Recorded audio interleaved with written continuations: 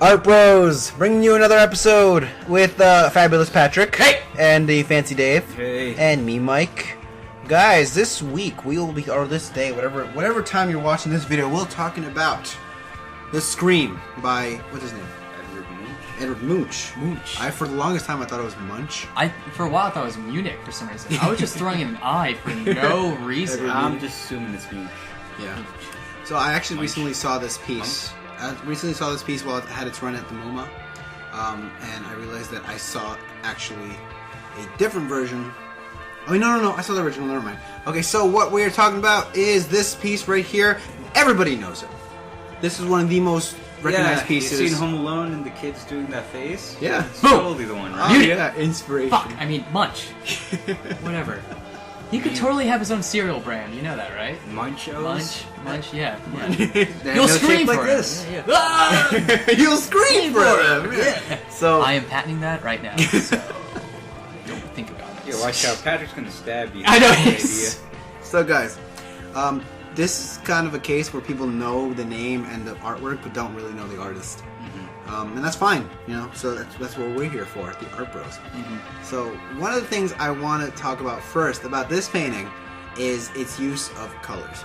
Now, Patrick, as a design major, you know that hot colors like reds, yellows, and oranges, they tend to pop up. Warmer tones are going to complement cooler tones. Well, and then cooler tones such as blues, purples, greens, they kind of go back. They're like they do retract they do back. retract. Depends on what is placed beside them. Take a look at this thing. Boom. It's the complete opposite. Yes. It is the complete opposite. The hot colors, the yellows, the oranges, they go. I'm sorry. Recede? They recede. They do. Yeah, they recede. While the cool colors, the ones that are supposed to retract, actually are right in front of you. It's an interesting perspective. To push it further, the neutrals are all the way in the front. Yeah. This is the thing I love the most about this painting. Oh, this is it a painting because it's made from oil pastels? It's a painting. Okay. Well, there's two versions of this. Yeah. There's two main versions of this. There's the pastel version, which is at the MoMA recently. I hear there are actually quite a few versions of Well, there are definitely, but there's two main ones. Okay. Well, three main ones. There's the lithograph version, which is black and white. Okay. There's the 1895 version, which is the pastels, a little brighter. And then there's the 1910 version, which is this, just that one we're seeing right now, that we are seeing, not the viewer. I don't know how we'll edit this, but it's darker. It's darker. So those are the three main versions. The darker one, I think, got actually stolen twice. There's quite a bit of theft behind these, isn't there? Yeah. Back during the Olympics in '94, this thing was actually stolen out of the National Gallery. Yo, that's the most gangster shit I've ever heard. And they actually, no, here's the even more gangster shit. They left a note saying, "Thanks for the poor security." Oh, yeah. Yeah. Oh, 90s gangster. In your own house! And then it was signed by Nicolas Cage. Yeah. He was getting ready for National Treasure. I know, yeah. He was actually getting ready for Gone in 60 Seconds. That's what that was about, yeah. Yeah. Okay, so what do you guys, when you see this piece, what do you guys immediately think of? What do you guys, like, what comes to you? What comes to me? Emotion. Yeah? You know? Gosh. Oh, you know what? That's so obvious. Look Yeah, at I the know, psychology yeah. of this piece. Yeah, it's so like, I don't know. You get so much emotion out of these, like, pastel strokes and all that. You know, that's actually the I did that when I saw this painting. That actual emotion. Oh, you did that? I was like, Was that your reaction to the piece? yeah, no. I turned the corner. There I was like, Or I feel like if you were to slap a like, I screamed. Where will you be when diarrhea strikes? Like on top of that, like a Pepto Bismol. It's just like Pepto-Bismol. Yeah. It's like you just at the boardwalk and then you just then you poop. Oh, whoopsie. Yes. God, we are destroying this. We are. No, it's good. It's good because we do appreciate this piece. We do. Oh yeah. Dave, We love it. Chime in. I like contrast. Like, it's not just the color complements, but also the shapes between the rectilinear here in the front, and then the curves between the hills and sky back there. Yeah, the boardwalk is just, it's so, like you said, rectilinear, Diagonal. very straightforward, leads your eye back to those two people back there, and then the perspective is what I love the most that the lines create.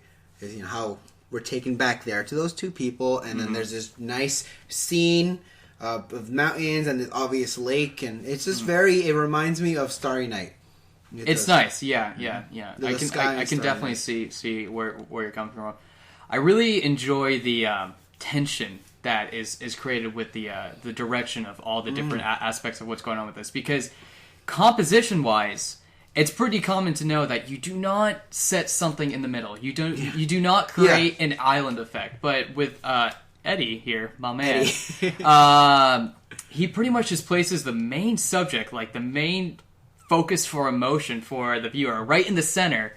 But then he uses the perspective, the direction of his strokes. It creates that tension that I kind of feel like he would want to emit from this piece. Speaking of tension, the way my eye moves around this, it just starts from that curve on the right, and then follows the mountains, and then comes back down the boardwalk.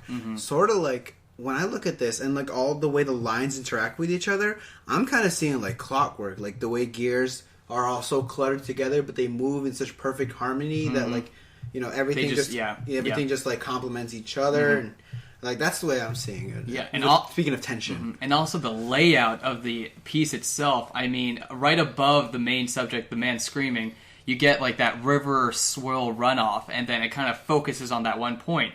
And when that point goes in on itself, it creates, like, this, I don't know, plot point for you. And then you go over, and then you have the people on the boardwalk as well, which create another point of tension. And what is between those 2 points of tension? It's the scream.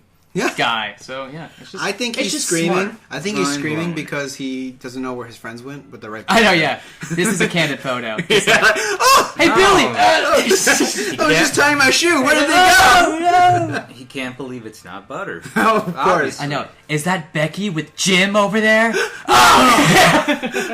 Son of a bitch! He's screaming. And prom is tomorrow. Does that guy have Ampad cardstock? Oh my god!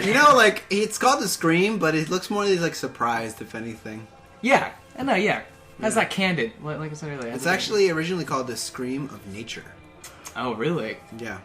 So wait, can that incorporate to the person screaming as a representation of nature, or? Oh. I don't know. Go ahead. Kind of go with like no, it's silly. What? Who hurt you? Who hurt you? Eddie, who hurt you? Let us know. We're your bros. We're your art bros. It was Becky, wasn't it? It was Becky with Jim. Yes. Let me check on this thing. Okay, so just closing thoughts. Well, for me, the way he kind of used colors opposite of how people are trained to use them, and it works out completely well. That's my favorite thing about this piece. Fancy? What do you like? Hit us up. Well, I just like they had the balls to just center the painting on this one guy. Yeah. Yeah. Like, you gotta look at this guy. Like, there's 2 diagonals here, another one here at this hill, and there's even a triangle pointing down at him. Everything is going towards the sky. It's leading, yes. It's right. So nice. Yeah. It's so nice. And Pat? Well, I mean, like I first said, I love how the emotion is so prevalent. You get like angst, despair, horror. You just get like so alienation much. In a way because those people are so far away from him. Yeah, you get like X-Files type of. The way the strokes are moving with each other kind of reminds you like mood swings with the way they work with the colors. It's like it's like all these different emotions. Yeah, it's where's my Prozac? Oh no! It's Tuesday. She's late. And on that note, we'll end it. All right, guys. So, like us if you haven't already. Subscribe to our YouTube channel. We'll be making plenty more of these. Yeah. We're always here. We're always watching. We got some plans coming up in the future, so stay tuned. Oh yeah, big plans. Hopefully July. So, guys. But if you listen to this next year. Sorry, they were awesome. Yeah. They were great. Our plans were awesome. Look out for Art Bros buttons coming soon. That being said, Art Bros out. I need to get a pump.